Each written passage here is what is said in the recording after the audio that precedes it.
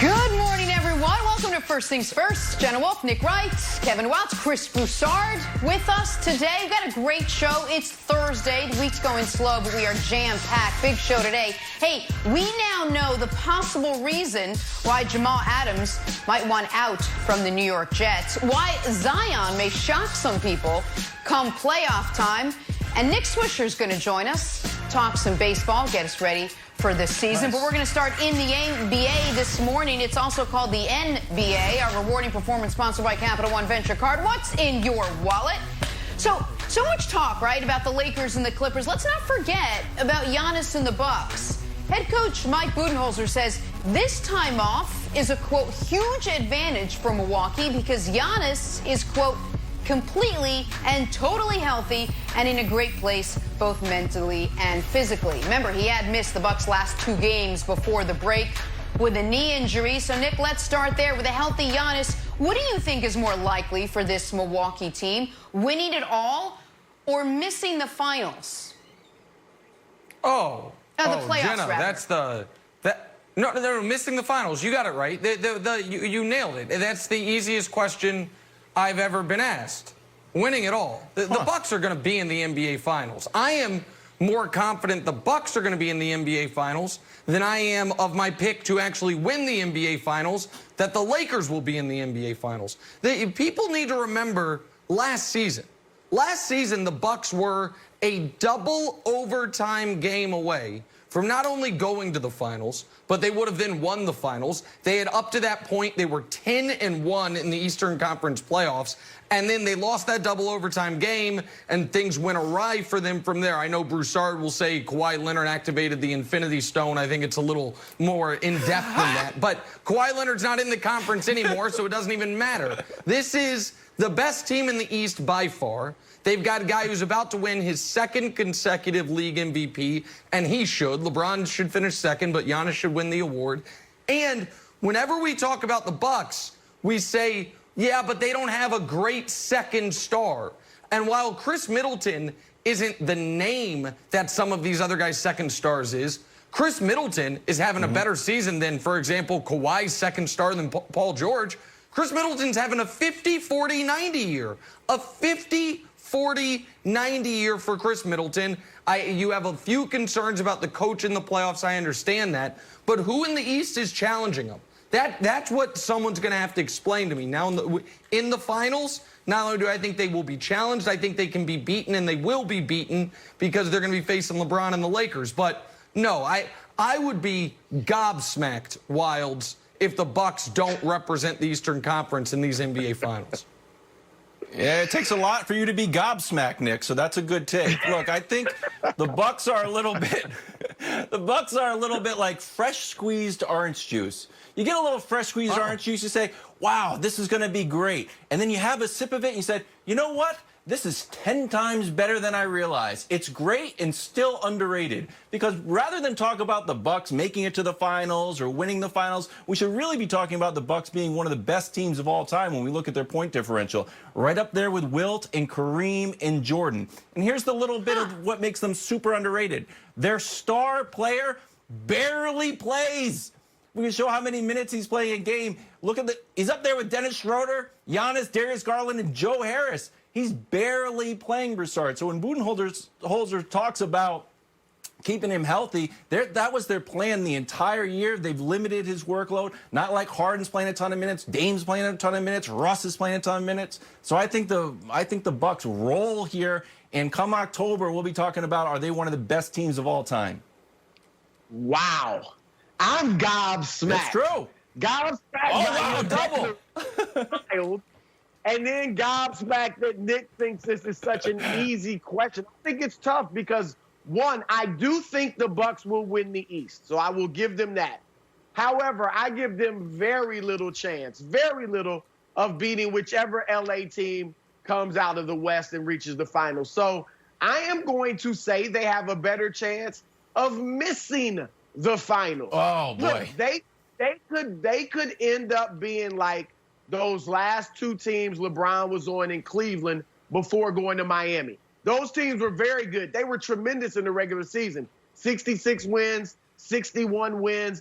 but couldn't get over the hump in the Eastern Conference playoffs because of matchups or a lack of talent or a second guy that could get it done. And that kind of reminds me of Milwaukee. They're a one-man show, just like LeBron was with those squads in Cleveland. Chris Middleton, he deserved to be an all-star the last 2 years. He is a very good player. But we saw something very disturbing last year when, yes, Kawhi activated the Infinity Stone and Middleton went the opposite way. Less than 14 points on 41% shooting a game against Toronto in that series.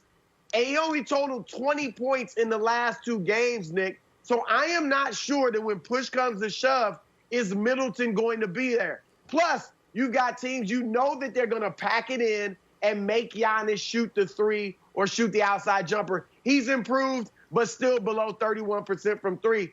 I'm picking Milwaukee in the East, but it is not going to be easy. I think Boston, which is very well coached, which is very good talent, is going to be tough. You always like to dismiss the Celtics, but watch out for them. Well, the Celtics, if the bracket holds, Celtics are going to have trouble getting out of the first round against Philly. But, man, the legend of Kawhi Leonard continues to grow because Broussard's been telling me for 9 months that Kawhi Leonard shut down Giannis those final 4 games. Now it turns out Kawhi Leonard shut down Giannis and Chris Middleton. So I guess that Infinity Stone involves some type of duplication process, cloning process where he was 2 places at once. So more credit to the reigning Finals MVP Kawhi Leonard. Listen, I understand Wild's point about the point differential, and I know Broussard, metaphorically or literally rolled his eyes. He just wasn't on camera. If they win the title, we are going to have to put them in that discussion because of that. It should be noted, though, that we showed the top 5 in point differential where the Bucks are 5th. If you expanded it to the top 10, you get 3 other teams, the 2016 Warriors, the 2016 Spurs, and the 72 Bucks, all of which did not win the finals. So the top 4 always have. We'll see which direction Milwaukee goes. But I'm just really taken aback a bit by Kawhi Leonard. I mean, it's not even the topic of the conversation, but wow, man, shut down the top 2 guys on the Bucks. More power to him. Maybe he is the best player in basketball. I didn't know it was possible, Jenna. Hey, Broussard, let that sink in for a second. The other issue here is how much pressure the Bucks are under right now to win. It almost feels like they need to win this year if they want any chance of keeping Giannis long-term on the team. So I wonder how the Bucks' postseason success, how that impacts the future of Giannis staying in Milwaukee. Well, first, let me say this. I did not say Kawhi Leonard guarded Chris Middleton. I know he guarded Giannis. I just wanted to get that Infinity Stone comment in, so I had to throw Kawhi in. But Middleton did disappear. You know that. But to Jenna, to your point, there's pressure for them to get to the finals. Obviously, they want to win it all. But if they get to the finals and don't win, if they get to the finals and play the Clippers or the Lakers tough and lose, I think that'll be viewed as a step in the right direction as we're on our way, and the following season we can win it. So the biggest problem for Giannis's future in Milwaukee will be if they don't get to the finals. That's when I think he will really begin to think like, okay, do we have enough here to ever win it at all? And so that's the challenge for them. But remember, they've got him locked up for 1 more season after this. So as long as they get to the finals, and then they'll have another chance to win it next year. Or let me back up a little. If they don't reach the finals, the pressure will be on them to make a big change, a big personnel move that will give them a better chance the last year with Giannis to get to the finals and maybe win it. I still think he'll have they got 1 more year to make him feel like they can win it. He's a loyal guy. So there's no need to panic if they don't win it all this year.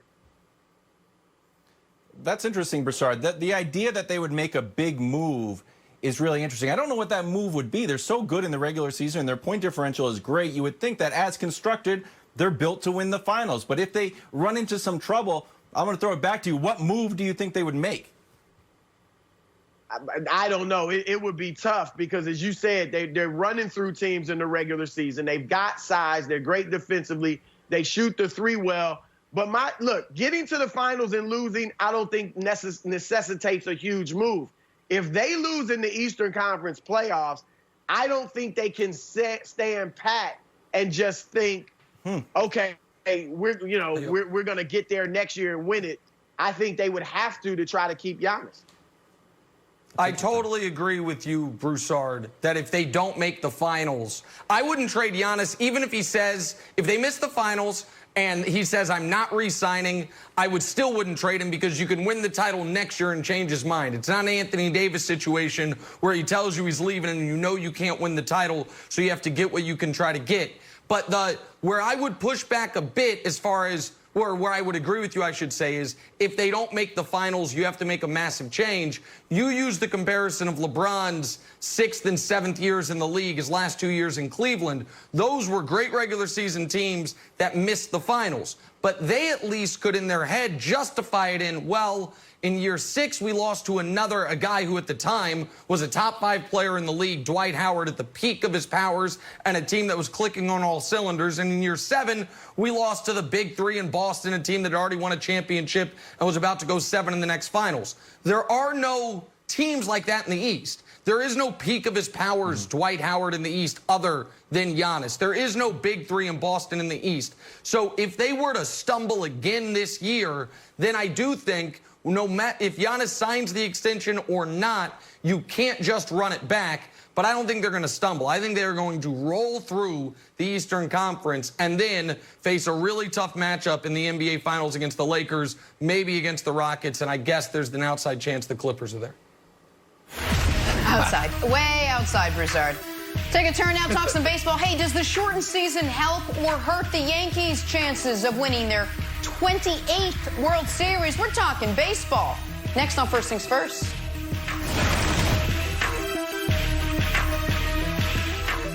The stress of daily life weighs on all of us, whether you're an elite athlete or just a regular person trying to get through the day. Muscle pain and muscle tension, that's a real thing.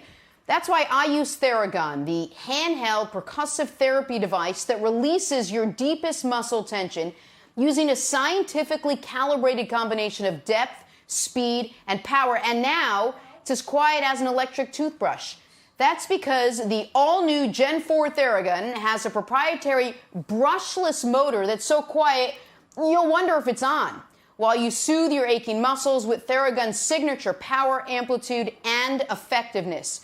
Try Theragun risk-free for 30 days. There's no substitute for the Theragun Gen 4 with an OLED screen, personalized Theragun app, and the quiet and power that you need. Starting at only $199, go to Theragun.com/FTF right now and get your Gen 4 Theragun today. That's Theragun.com/FTF, Theragun.com/FTF.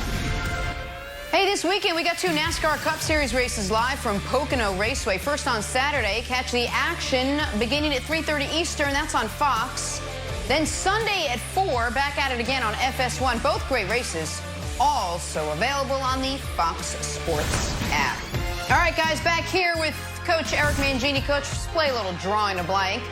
According to a report in the New York Daily News, Jets head coach Adam Gase is not the most popular guy in the building. Supposedly not respected among players, coaches, or the front office. I mean, not liked is one thing, not respected. As Nick would say, that ain't great.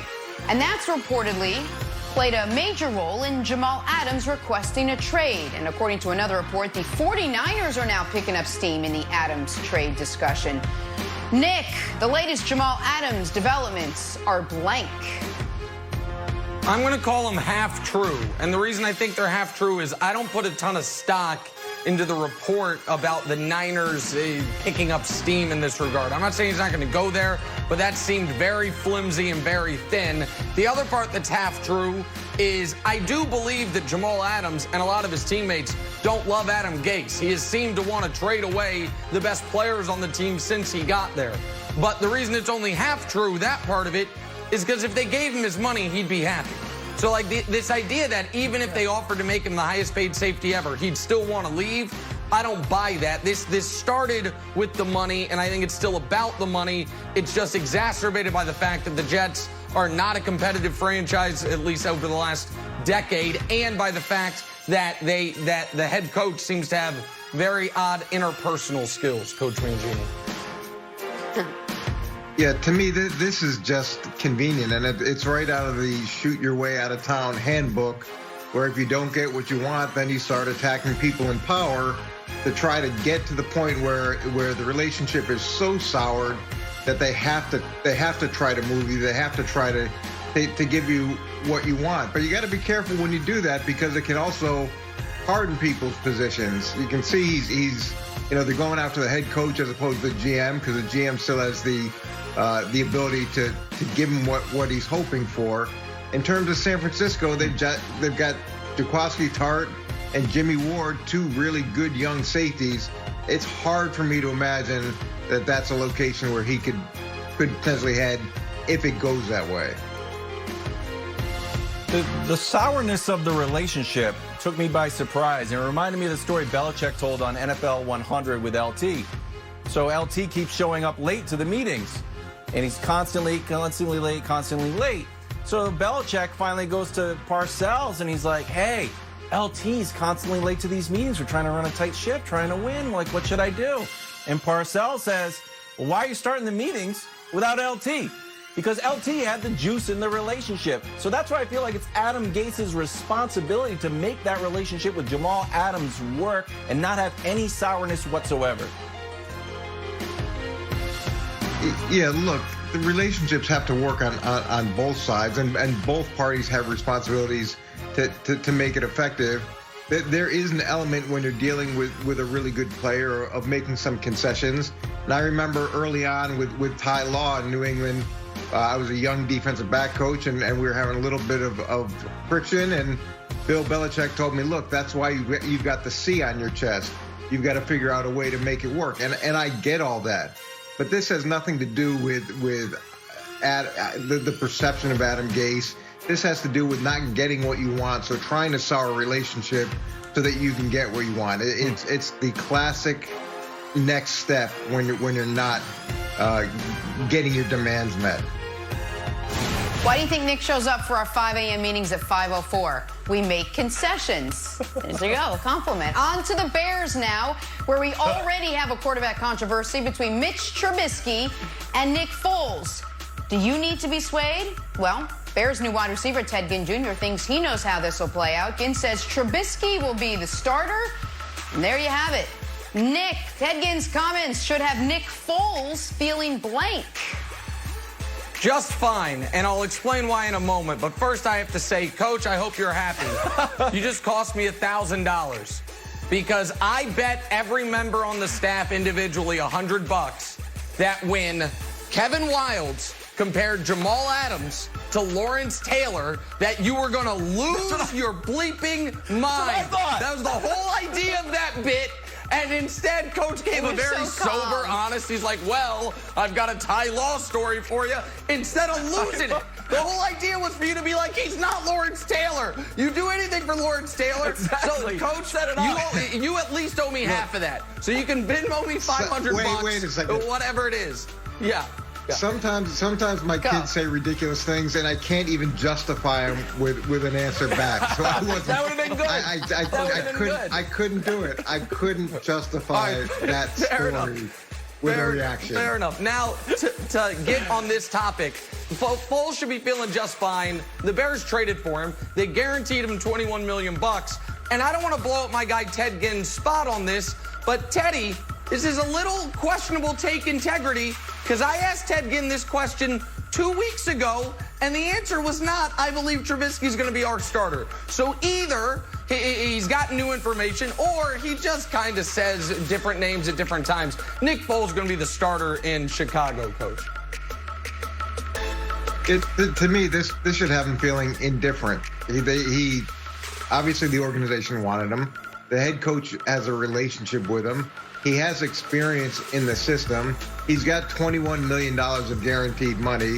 Trubisky is fighting an uphill battle at this point. And Ted Ginn doesn't know who should be the starter because he's never been there. So he has no firsthand knowledge of the situation.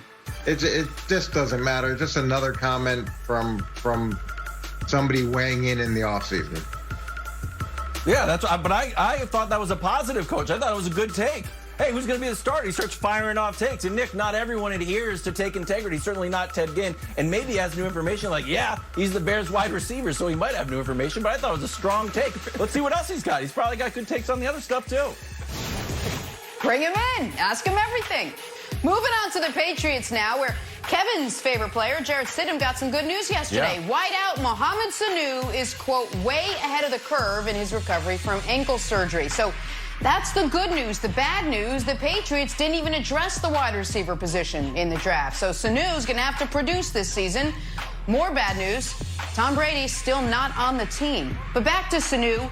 Nick, the Patriots' talent around Stidham this season will be blank. Miraculously improved.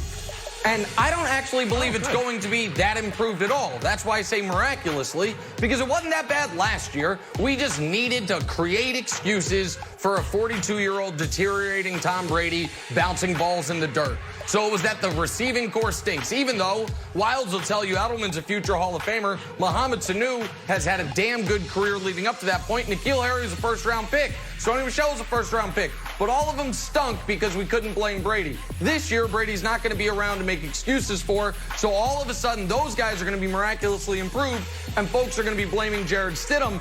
I would, though, wonder, Coach, if with the improved ankle, how that would affect Mohamed Sanu's throwing motion and his ability to play on his feet, because he might be the best quarterback on the team this year.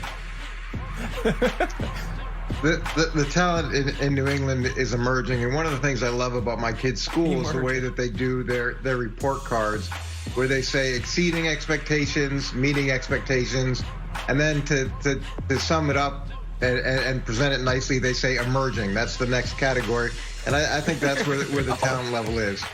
That trick there. Sanu should be better, healthy, more experience in the system.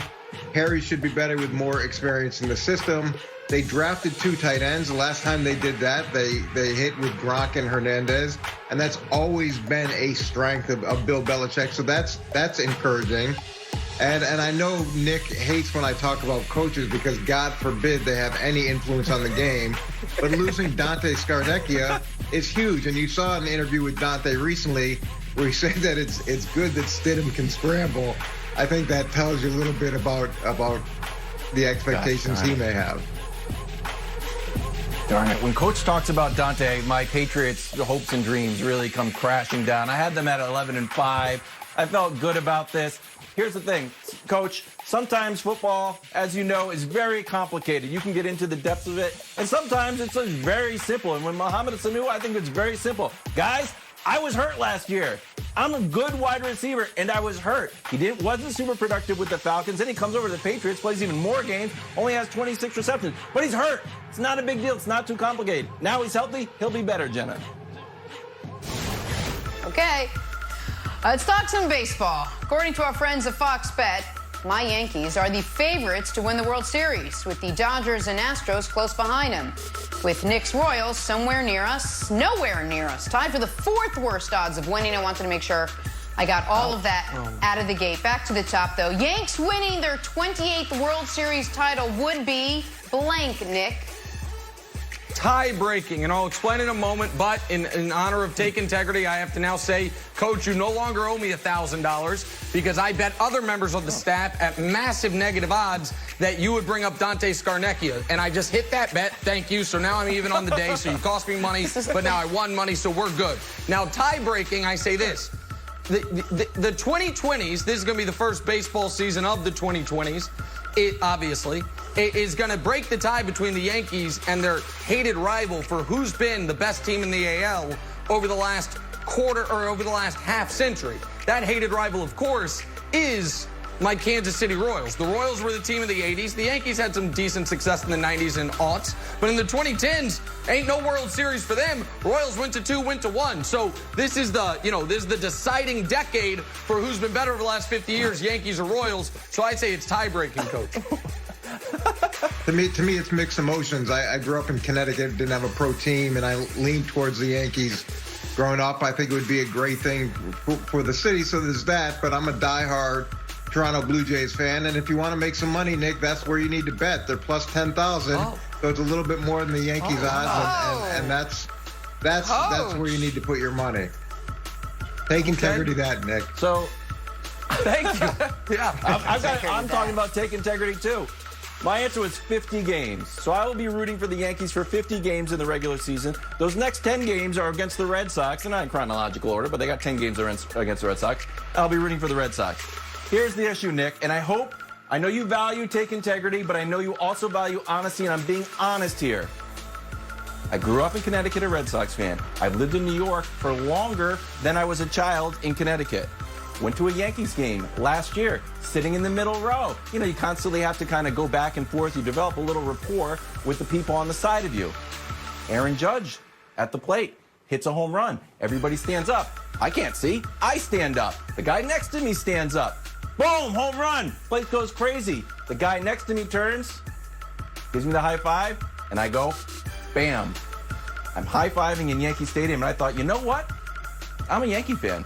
I just have to admit it. I'm a Red Sox fan first, but I'm also a Yankee fan, and I know I'm a rare bird, but that's the truth. Jenna, that's the most... we might get an FCC fine for how grotesque that commentary was. I grew up a Red Sox fan. I go to one Yankee game. I'm high-fiving Aaron Judge in front. Who the hell do I work with? I don't even care about the Yankees-Red Sox rivalry. Get out of here. How? It's true. No, let him do what he wants to do. That's where his heart is, Nick.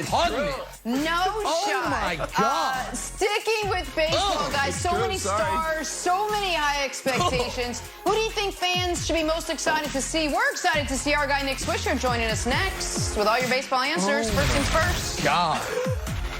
Should be a shame. Major League Baseball announced that the 2020 season is back. MLB on Fox returning on July 25th with Fox Saturday Baseball. America's home for baseball this summer, as always, will be Fox and FS1. If you think you're excited, wait till you hear how a guy by the name of Nick Swisher feels about it. Swish, thanks for being with. Am I right? How pumped are you for the start of the season? You are so right. You are so right. Baseball is back. We need it. We missed a little bit of time, but we are back. 60-game season, expanded playoffs. So excited. Chance for Mike Trout to get in the playoffs. It's going to be amazing. Sometimes it doesn't matter what you say. You just get us excited for literally anything we're talking about. I'm glad it's baseball, though. So I love you guys. Let's dive. I know you do. We love having you. Let's dive in here. The season is less than 1 month away, all right? It'll be shortened to 60 games, so let's start right there. Who do you think, Swish, benefits the most from the shortened season? Well, I think no doubt. I think the teams that have the best starting pitching. I think the teams that have the best starting and bullpen pitching. Let me reframe that. I think at the end of the day, you got to think about teams like the Washington Nationals, the New York Yankees, even the Tampa Bay Rays, right? They know how to pitch. They know what it takes to get themselves to that 90, 95 win season. So I think if any team does have the advantage in a short season like this, it could be even the Cincinnati Reds. They've got great starting pitching. So I think in general, the team that has the best pitching is going to usually end up as a winner in this situation. Well, Swish, first of all, great background. You won the background contest, the beach and the water and the fur left. So first of all, you 1-0 Swish right out of the gate. Hey, you know what I like? Position players pitching. Major League Baseball is going to roll back this rule that you couldn't pitch if you're a position player unless it's a blowout or extra innings. And now they changed it. Like now everybody can go, so we can get chances to see this guy out there and throwing the ball around. So come you on don't want in. to see that too often. It's great.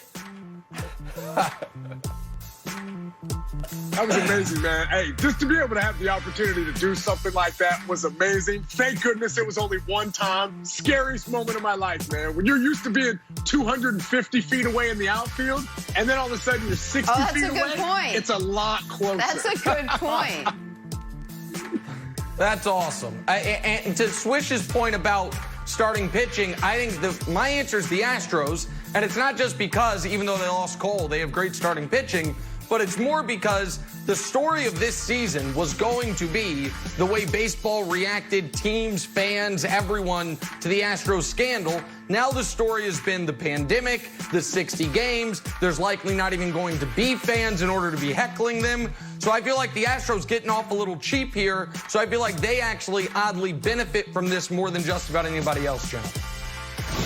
All right, that's who benefits. Let's talk about the other side of this. Last year's World Series champ Nationals got off to a 27-33 start through 60 games. It's no secret teams can't afford to start like that this season. So, Swisher, which team is hurt the most by this shortened season, do you think? Yeah, I think teams that jump off to slow starts. I think for myself, being a Yankee guy, I think this was kind of the greatest thing that could have happened to us. We got the season pushed back. All of our guys got healthy. Now all of a sudden they're all ready for opening day. But I think the teams that aren't ready, maybe there are some teams where guys maybe haven't been training as hard as they should be, but we will definitely know, come out of the gates, who's been working and who hasn't. 3 weeks is not long enough to get into shape. I'm really interested to see how spring training is going to be in their own home ballparks. I'm interested to see how fast they can get in baseball shape. But I think at the end of the day, just the fact that we have sports on television at the end of July, it's going to make my day, man. I mean, just in general, we've been missing out on sports so much. So to be able to get the union and obviously the owners together, it's so nice to see it work out. 60 games, man, I'll take it. See, my answer is team enthusiasm, and Swish, you represent it perfectly. As part of the safety protocols, which are mandatory and necessary, there's no high fives, there's no hugs, there's no big celebrations at home plate. Now, there's been studies done that there's real psychological advantages to high fives and handshakes. I think it will actually have an effect on the field for some players that sort of thrive off of momentum and enthusiasm, Nick. Yeah, and I think I'm going to be maybe a little more specific than I should be here, but who's hurt the most? I'm going to say Albert Pujols. Albert Pujols is on the cusp of some all-time numbers. He obviously is 4 home runs shy of Mays, 44 home runs shy of the 700 home run club, 58 shy of Babe Ruth. So he obviously wasn't going to be able to get that this year, but if this was a full season plus another full season next year, he would have a shot. But the RBI numbers are maybe even more noteworthy. He's got 2,075. That's third all time. The all-time leader is about 220 ahead of him in Hank Aaron. I do wonder if he was planning on playing this year plus another one, maybe one more, if having the shortened season here is going to prevent him from becoming top 4 all-time home runs, maybe top 3, number 1 all-time RBI. So I think Albert Pujols and his quest to really redo the record books is hurt by this season. All right, let's move on to who might win it all this year. The Yankees are the favorites to win the World Series. According to me, they're absolutely right. But just behind them, the Dodgers and the Astros. Swish, let's get your opinion here. Who is your pick to win all of it this season? I mean, come on, y'all. You know I bleed pinstripes. So at the end of the day, I mean, I'm going with the New York Yankees. I think, like I said a little bit earlier, it's been the best thing that has happened to this organization with guys like Aaron Judge, Giancarlo Stanton. A lot of these guys being injured in spring training. This break gives them that time to get themselves ready and get back on the field for a full 60-game season. I think it's so cool that it's something we've never done before.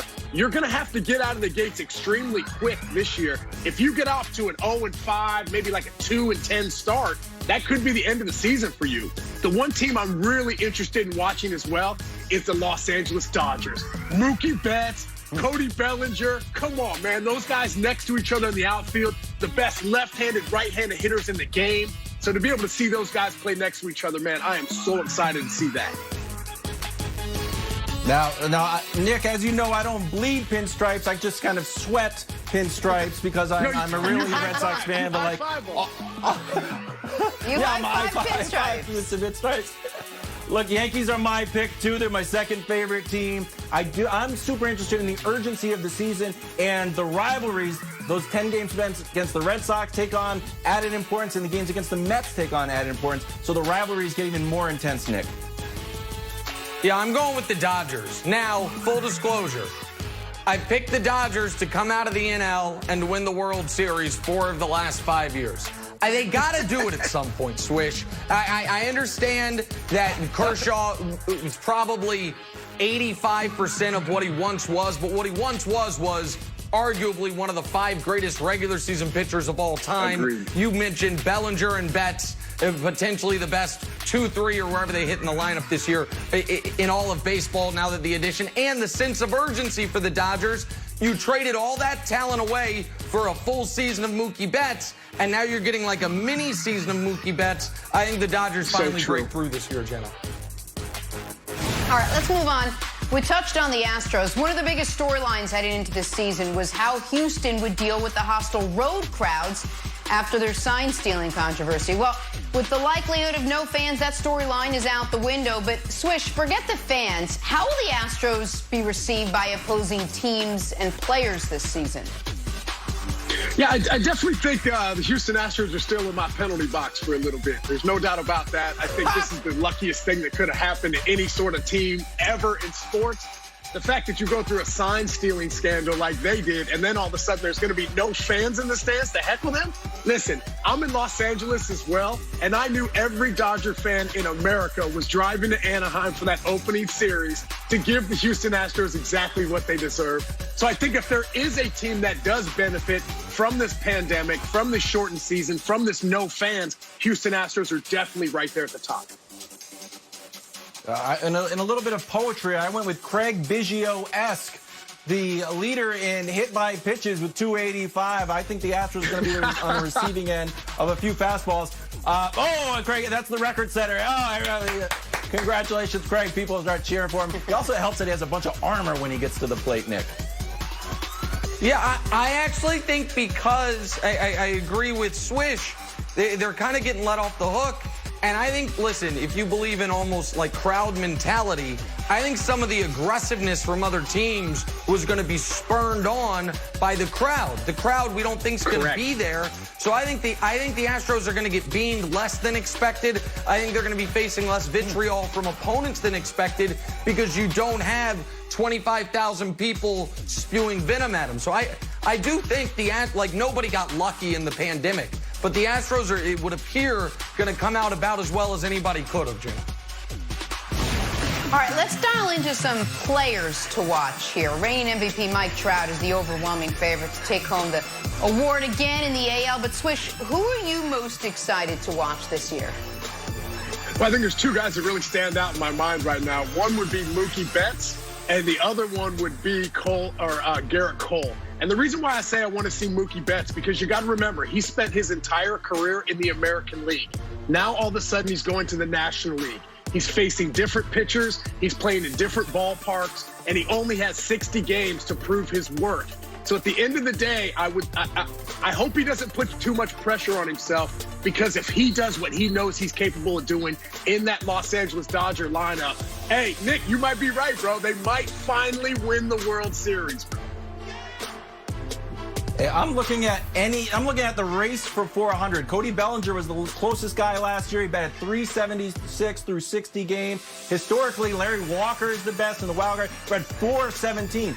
Nick, we also get the very rare deserved asterisk if this happens. I'm a Ted Williams guy, although I'm a kind of Yankee fan. Still a Ted Williams guy. So I'm interested to see if this can happen this year.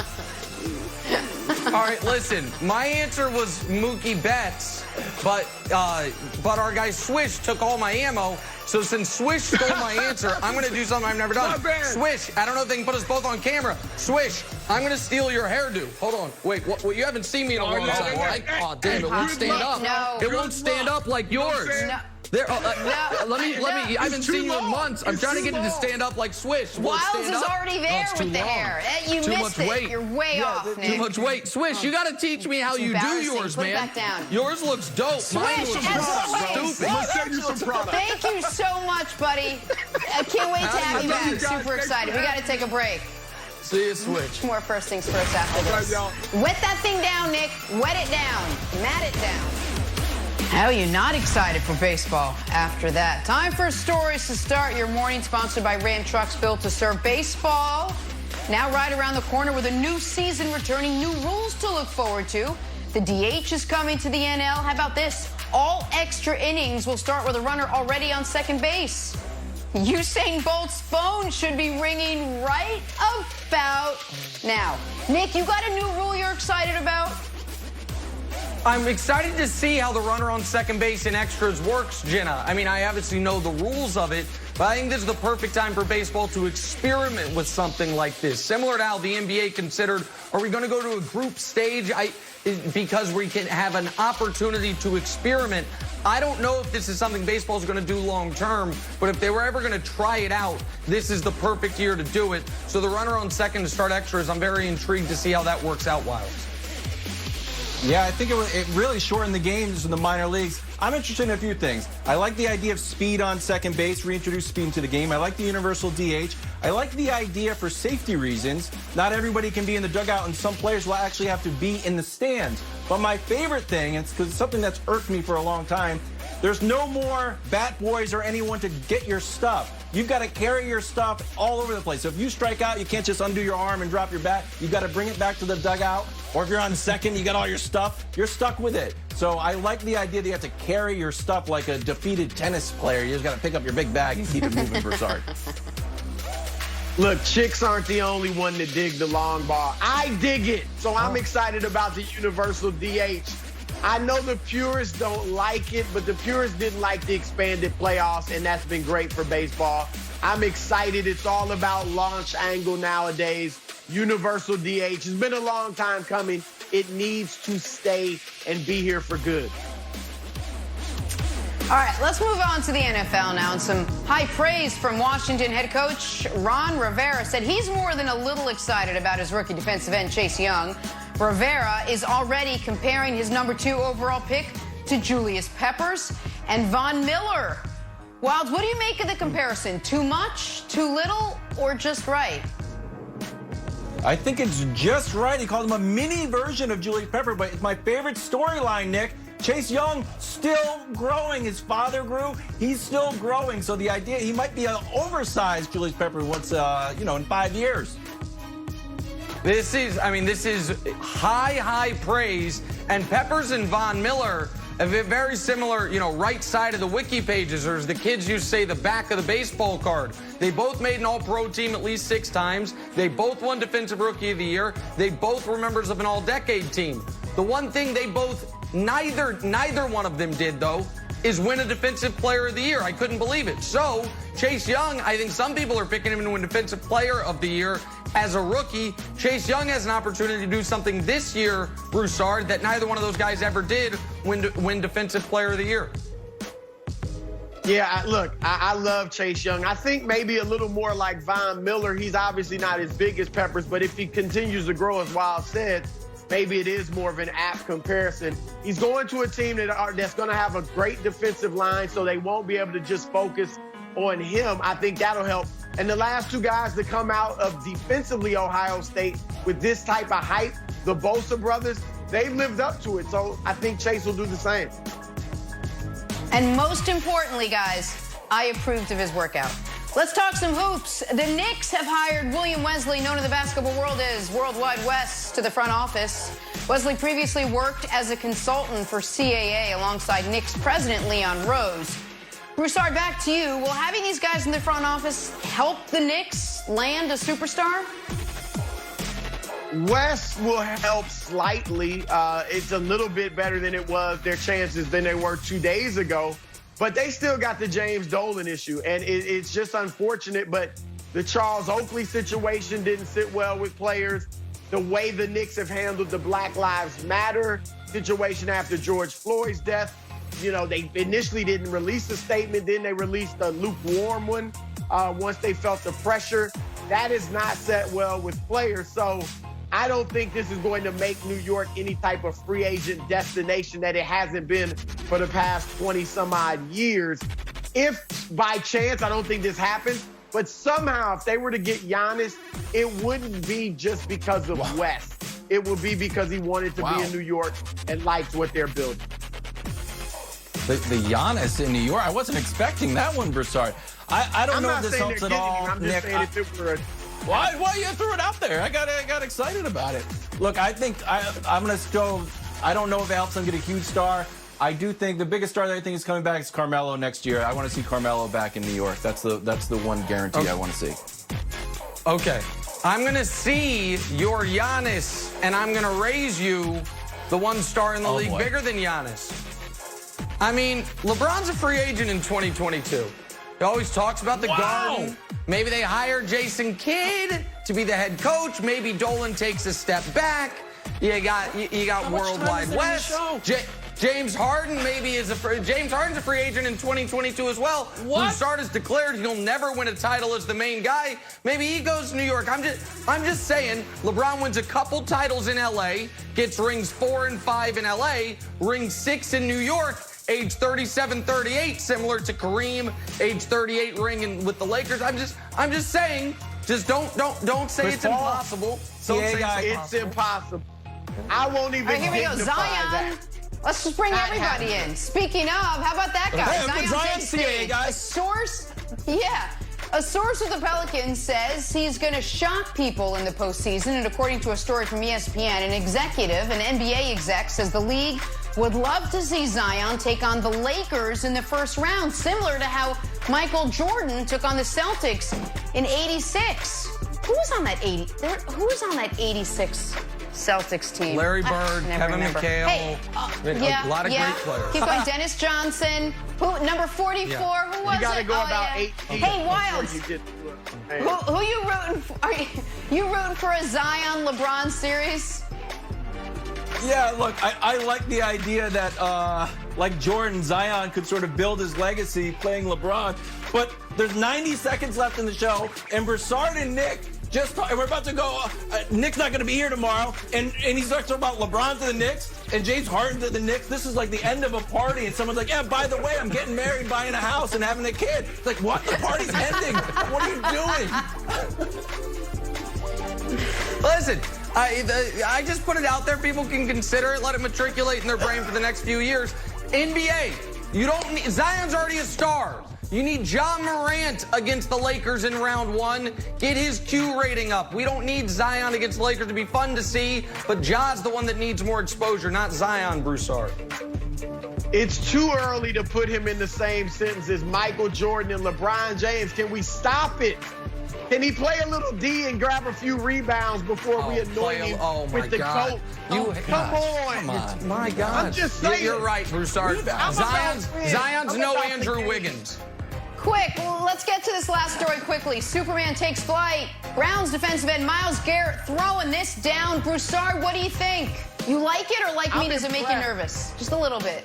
No, I like it. He's only 6'4", and those weren't just your average run-of-the-mill dunk. Those are not easy to do, trust me. It looks like Broussard in college. That looks great. Good job, Myles Garrett. 8 foot Back here rim, I tomorrow can do morning. all Have that. a great day. Broussard, thanks. Stay safe, everyone.